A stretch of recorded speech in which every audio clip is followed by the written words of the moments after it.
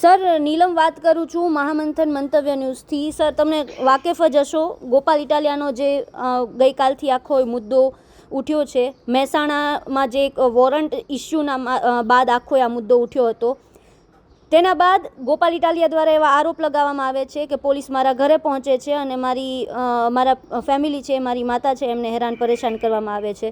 તેના બાદ સર આખી એક ઓડિયો ક્લિપ વાયરલ થાય છે જેમાં ગોપાલ ઇટાલિયા છે તે તેમના અને કોઈ ભાઈ સાથે વચ્ચેની વાતચીત છે એની ઓડિયો ક્લિપને લઈને બાદમાં ગોપાલ ઇટાલિયા એના પર સ્પષ્ટતા આપે છે કે આ ઓડિયો ક્લિપ છે તે આખી AI જનરેટેડ છે. સર, આખો મુદ્દાને શું કહેશો? આવા ચૂંટણી સમયે આખો મુદ્દો ઉપડ્યો છે ત્યારે.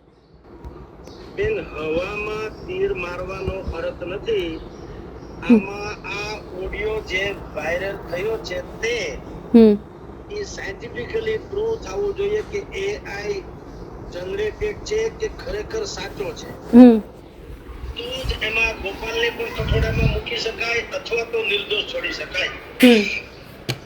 જ્યાં સુધી એ વાતે આપણને કે જનતાને ખબર નથી ત્યાં સુધી કોઈને ફિક્સમાં મૂકવાનો અર્થ નથી. પણ મારી દ્રષ્ટિએ આ હાઈ પ્રોફાઇલ કેસ જેવી વાત છે. ગોપાલ ઇટાલિયા એ કઈ હાવ સામાન્ય વ્યક્તિ નથી કે મહેસાણા કોર્ટે કે જે કોર્ટે એની સામે હાઈકોર્ટ ઓલા પોલીસ વાળા જ્યાં બજાવવા ગયા એની ત્યાં કે ભાઈ તમારી સામેનું વોરંટ છે કે સમથિંગ અરજી છે, તો પહેલા તો એક તો વિનય વિવેક પૂર્વકની વ્યવસ્થા કરવી જરૂરી હતી કે ગોપાલ ઇટાલિયા એ કોઈ અનનોન પર્સન નથી. તો એને ફોન કરીને ભલે કોર્ટનો આદેશમાં એવું હોય બેન, ટેકનિકલી પોલીસ તંત્ર બે સાચા છે કે એમાં જે સરનામું ગોપાલ ઇટાલિયાએ લખાવ્યું હોય એના એ જ ઉપર એનો વોરંટ નીકળે અથવા તો એની સામેની નોટિસ નીકળે, એ સાચી વાત છે.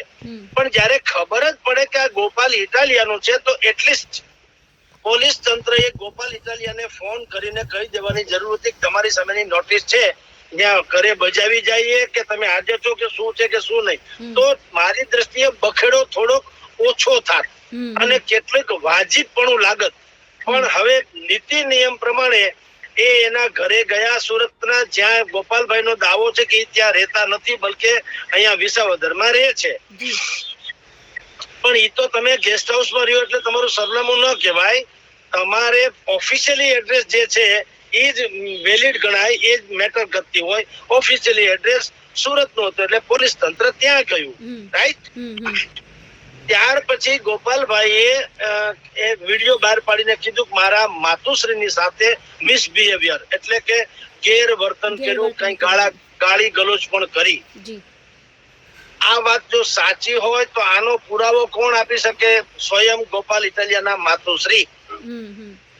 કારણ કે અત્યારે તો ગોપાલ બોલ્યા છે ને આપણે હાયા કરીએ કે ગોપાલ ન બોલે અને નાયે ના કરીએ એ પણ સારું નહીં. એમ દેવોશ્રીના માતુશ્રી અત્યારે છે જ વિદ્યમાન, એ જો કે તો આ વાતની ગંભીરતા ઓર વધી જાય કે તથાકથિત રીતે ત્યાં જે પોલીસ વાળા આવ્યા હતા એને કેવું વર્તન કર્યું નથી. આપણને એટલે કે આખી જનતાને એ ખબર કે પોલીસ તંત્રએ તેમના માતુશ્રી સાથે કેવા પ્રકારનું વર્તન કર્યું એ કોઈને ખબર નથી.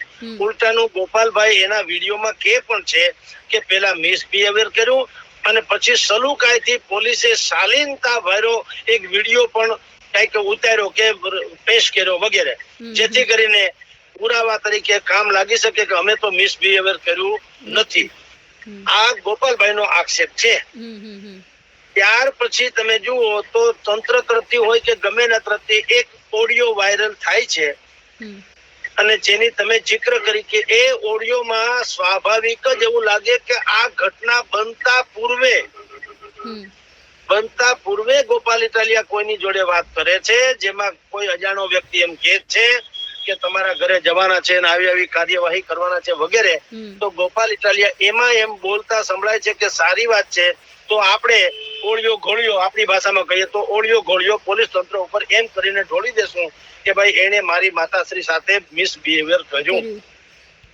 હવે આ બંને બાબતો પોલીસે ગોપાલ ઇટાલિયાની માતાજી સાથે કેવું અથવા તેના ઘરે જઈને કેવું મિસબિહેવિયર કે બિહેવિયર જે કર્યું તે એની જનતાને ખબર નથી. અને આ જે અત્યારે ગોપાલભાઈ ફરીથી વિડીયો રજૂ કરીને કહે છે કે આ AI જનરેટેડ છે, તો એ વાતની પણ જનતાને કે મને કે તમને ખબર તો નથી સાયન્ટિફિકલી, રાઈટ? જી જી એટલે કોઈને દોષિત ઠેરવવા કે કોઈને નિર્દોષ છોડવા એ ઉચિત ન ગણાય.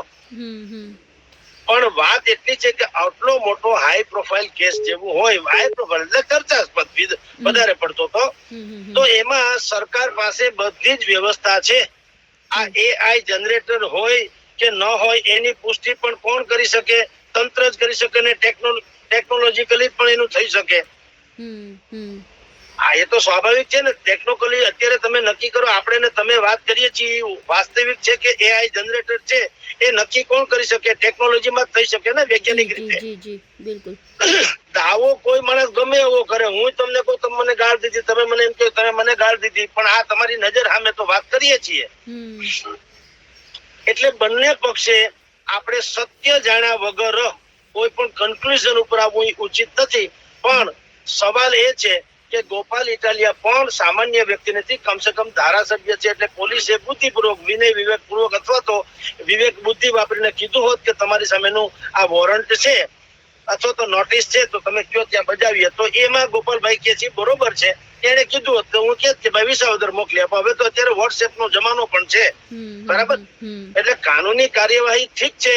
લીગલી વાત એવી બને કે હાઈકોર્ટ કે કોઈ મહેસાણા કોર્ટ કે કોઈ પણ કઈ નોટિસ ફટકારવાનું કે તો કાયદેસર એવું છે કે જે તે સરનામે આરોપી હોય એના જે તે સરનામે ત્યાં નોટિસ ચોંટાડવી પડે, એની ફોટોગ્રાફી વિડીયોગ્રાફી કરવી પડે અને પોલીસના પોર્ટલ ઉપર એને જાહેર કરવું પડે. એક પ્રક્રિયા હશે એમ કઉ છું, રાઈટ? તો ભલે કરતા, પણ જયારે ખબર જ છે કે ગોપાલ ક્યાં તો તેના મમ્મીને પૂછો, એના કરતા ગોપાલભાઈ નો ફોન નંબર તો સ્વાભાવિક જ છે, હોય ને. જી જી બિલકુલ. એને બી પૂછવું હોત તો સારું, આ એક પખેડો ન થાત. એક વાત. બીજી વાત, પછી ગોપાલે પણ તમારી જાણ ખાતર જે એ ભાષામાં એને વાત કરી ગૃહમંત્રીજીની સામે,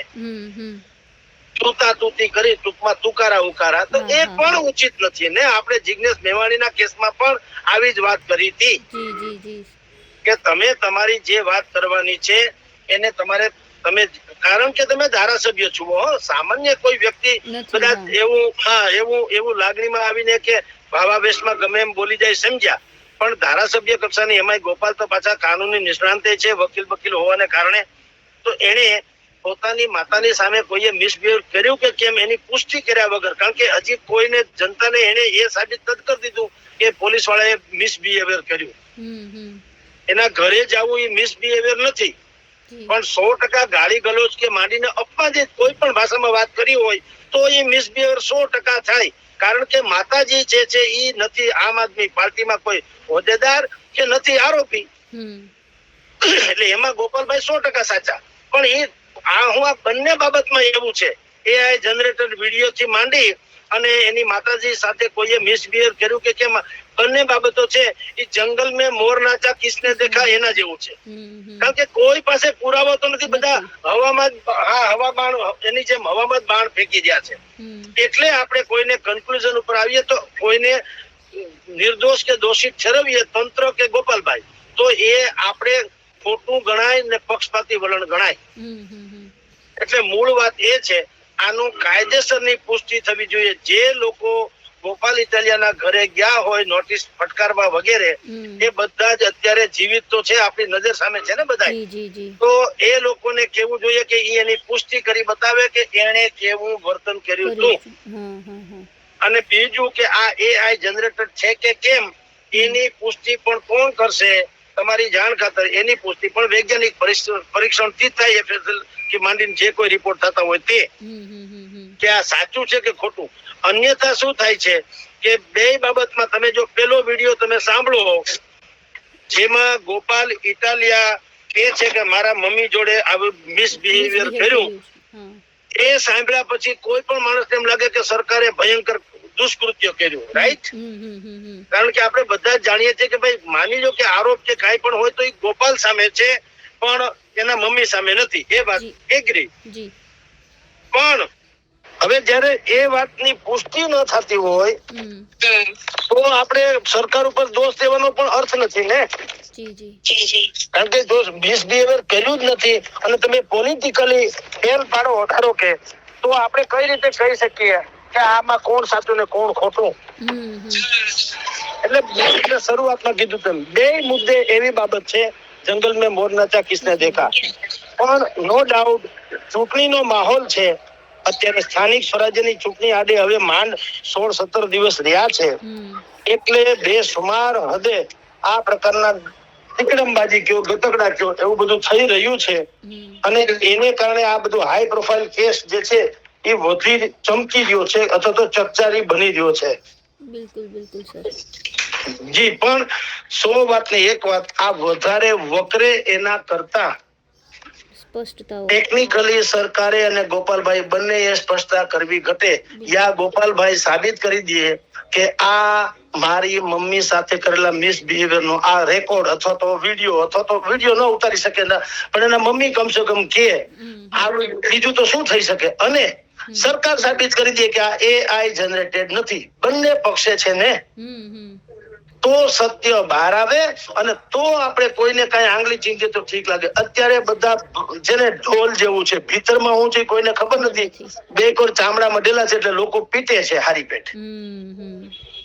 આવી વાત છે બેન. બિલકુલ બિલકુલ સર, અમારી સાથે જોડાયા અને માહિતી આપી તે બદલ આભાર સર.